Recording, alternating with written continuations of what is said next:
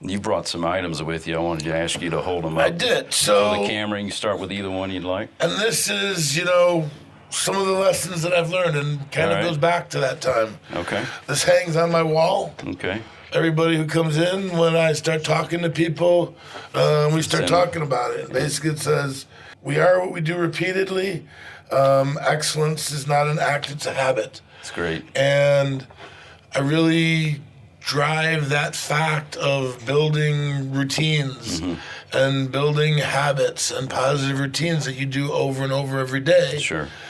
Because if you think you're just going to rise to the occasion when you're cooking that special dinner, it doesn't work. Right.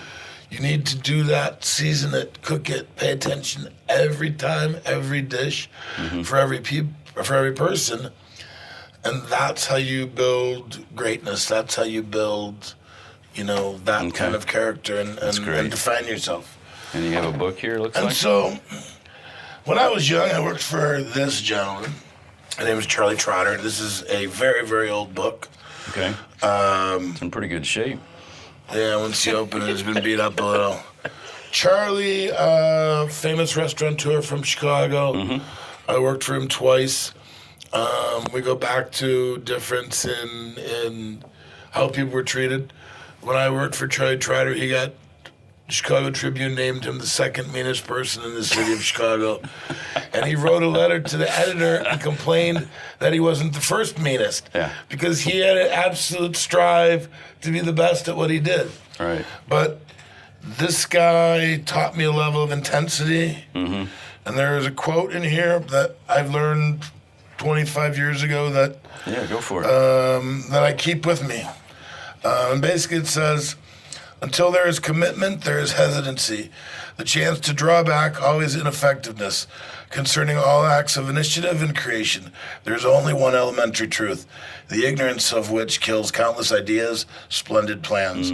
At that moment, when one definitely commits oneself, then providence moves too.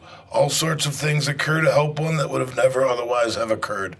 A whole stream of events issue forth from that decision, raising in one's favor all manners of unforeseen incidents, meetings, and material assistance, which no man could have dreamed would have come his way.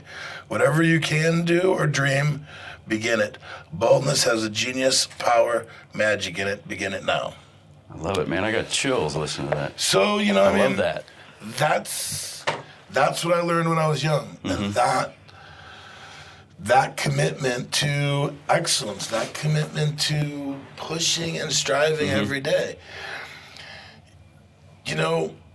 I worked in these fine dining restaurants where it was meticulous and beautiful. And, we've done a dinner where you saw us cooking for 20 people.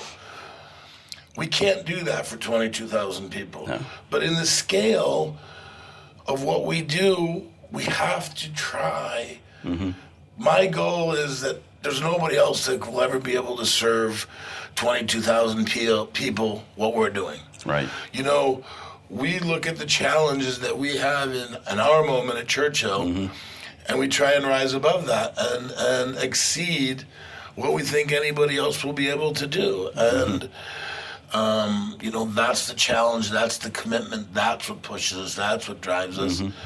And that's what keeps the people engaged. And I think that, from the lowest level, line level employee to the top guy who's my right hand, right.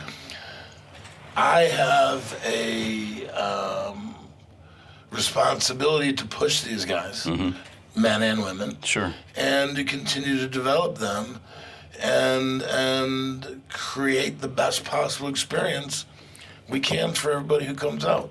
Whether it's Derby, whether it's a Wednesday in November, when it's any day. Every meal that we push out, and whether it's in the mansion or the food court. Right. We want to deliver that, something that somebody walks away from and feels good about what they're getting.